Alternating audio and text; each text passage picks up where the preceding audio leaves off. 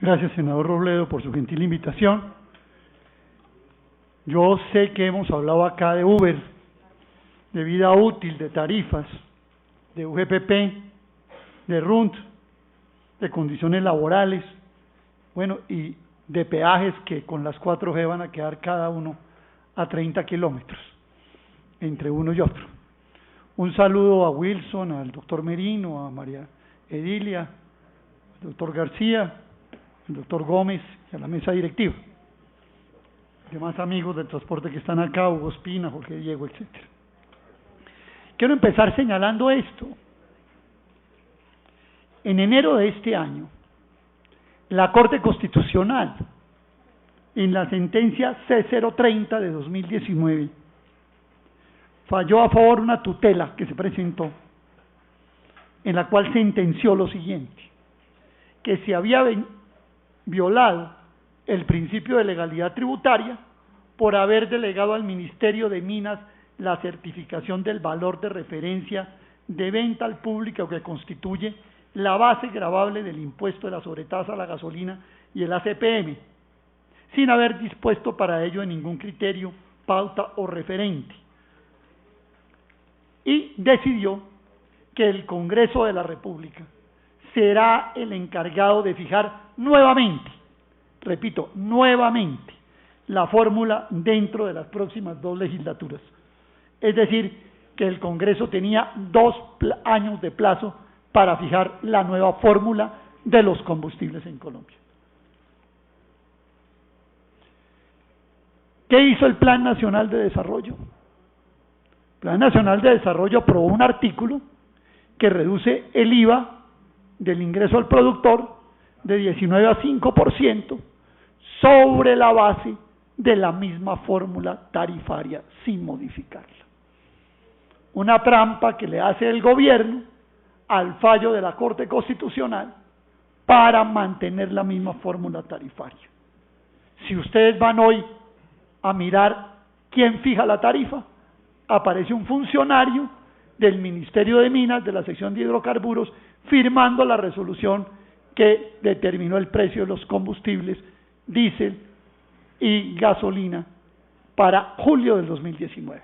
O sea que aquí no hubo absolutamente ningún cumplimiento habido del fallo de la Corte Constitucional. ¿Cómo es la fórmula? La fórmula para la gasolina, hablo de ella en primer lugar, voy a hablar de las dos, senador Robledo, se compone de un ingreso al productor del combustible, que está remunerado por un 70% del valor del petróleo en el Golfo de México y un 30% del valor de la nafta en el mismo sitio, o Golfo de los Estados Unidos o Golfo de Waterborne. Hoy, esa remuneración al productor, estoy hablando de julio de 2019, es de 5.130 pesos. Si ustedes dividen esos 5.130 pesos por la tasa de cambio, 5.130 pesos lo dividen por la tasa de cambio a 3.190 pesos que está hoy, le da $1.60 por galón. Si multiplica por 42, que son los galones de un barril, le da que estamos pagando hoy a $67 el barril, ese precio de referencia. El resto del precio es al productor de etanol, impuestos, casi la mitad de ellos es la sobretasa a la gasolina, son entre el 25 y el 30% del precio, y los márgenes de la cadena, entre otras los mayoristas, que aparecen registrados 18, y los minoristas, que aunque seguramente el doctor Gómez ya lo señaló, aunque son más o menos 5.200, 3 compañías manejan el 75 al 80% de todo el negocio minorista: Terpel, Primax y Biomax. En el caso del diésel, el precio del productor es el resultado compuesto de las distintas formas de diésel también en los Estados Unidos. El diésel de bajo azufre, de mediano azufre y de alto azufre, se hace un combinado de esto y se trae un precio que hoy en Colombia vale 5.278 pesos, es decir, a $1 con 66 el galón. En el caso del menor azufre en los Estados Unidos está para venta al público a $1,83 y el galón en promedio está en los Estados Unidos a $2. ¿Cómo ha evolucionado ese precio de la gasolina? Esta fórmula, ¿cómo ha operado del año 2002 al año 2003 al año 2019?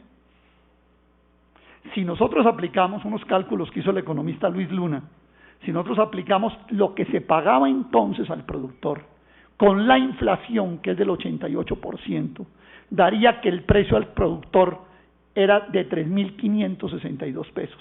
Pues bien, en gasolina es de 5.130. Y en el caso del diésel es absolutamente escandaloso. Si ustedes cogen lo que se le pagaba al productor en 2003 y aplican la inflación, debería ser de 2.936 pesos y está en 5.278 pesos. Y en el caso ya del consumidor final, lo que debería estar en 8.007 pesos el galón de gasolina, está en 9.736, y en el diésel, que debería estar en 5.561, está en un escandaloso 9.218 pesos por galón. Es decir, aquí no ha habido sino una operación de exacción del trabajo, del esfuerzo y de los costos y de la economía nacional a costa de favorecer al llamado productor, que es Ecopetrol, que ha sido el gran ganador en este proceso. Yo señalé cómo, senador Robledo, pido que me prolonguen por ahí 2 minuticos o 3 más, señalé cómo se estaba pagando a $67 el barril. Pues bien, el actual presidente de Ecopetrol, Felipe Bayón, ha señalado que hoy Ecopetrol obtiene utilidades después de $35 el barril. O sea que está teniendo una remuneración casi del doble de lo que le cuesta producir el barril de petróleo. ¿A qué se debe esto? A mi modo de ver, y lo dice Bayón y la ministra Suárez, a algunas medidas de eficiencia, pero sobre todo a Reficar desde el año 2014. Un hecho determinante en la historia de los combustibles en Colombia es la presencia de Reficar. Ecopetrol está cargando hoy sus refinerías con 372.000 barriles diarios de petróleo, de 549.000 que saca en total. Hoy el 52% del crudo de Ecopetrol va a las refinerías en Colombia. Es su principal negocio vender combustibles al mercado interno, y ya su principal negocio no es vender crudo al exterior.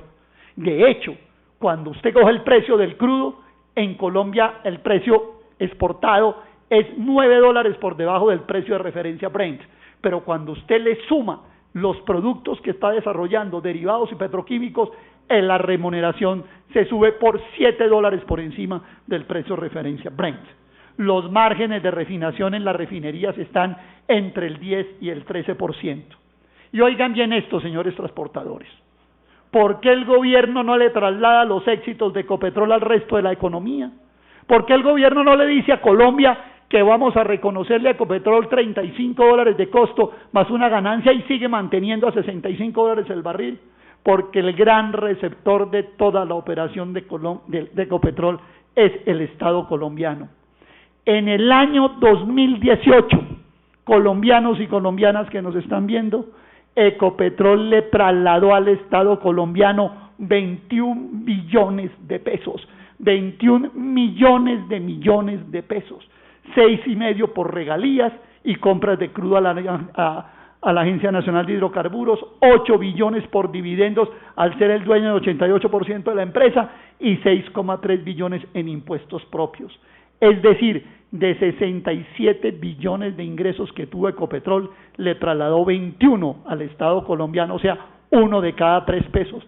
Por eso yo insisto permanentemente que cada vez que sube la tarifa de los combustibles, el precio de los combustibles, lo que hay aquí en Colombia es una mini reforma tributaria a favor del Estado colombiano. Estas son cosas importantes para mirar, sobre todo aquellos que hablan del llamado modelo extractivista, que en el fondo es convertir a Ecopetrol en una caja fiscal de la Hacienda de Colombia. Termino con estas 2 cosas. El diésel y la gasolina son los 2 bienes más consumidos en Colombia. suman 25 billones de pesos al año y se mezclan con etanol y con biodiesel, como todos ustedes saben. Colombia está importando más o menos el 30% de su gasolina, pero es autosuficiente en diésel. Si el país decide, antes que ponerse a pensar en el capricho y dañino del fracking, en poner sus esfuerzos en ampliar y modernizar la refinería de Barranca, Colombia podrá ser autosuficiente en gasolina y diésel. Y por lo tanto, y esto lo dice incluso un estudio reciente que le oí de la UME, de la Unidad de Planeación de Preparación Energética, ¿sí? Lo más grave es esto, senador Robledo. El etanol en un 33% se está trayendo de los Estados Unidos y se está trayendo a un precio base de $1.59 por galón, pero lo que le pagan aquí al importador es $2.43.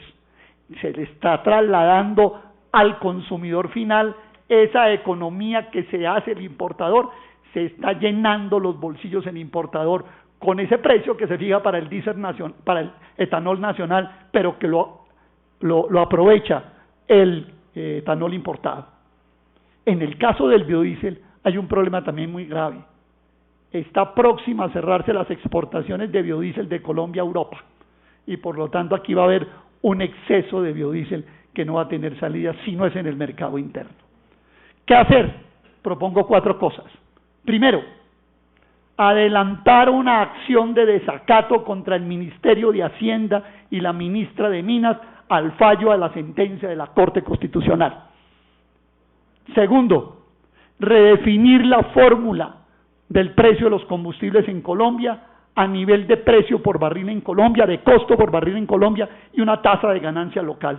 Un estudio de Fedesarrollo en el año 2015 concluyó que al disminuirse el 10% del precio del combustible a 900 pesos que bajemos hoy, traería crecimientos en el Producto Interno Bruto, aumento al consumo de los hogares y reducción de la inflación y del índice del precio a los productores de Colombia.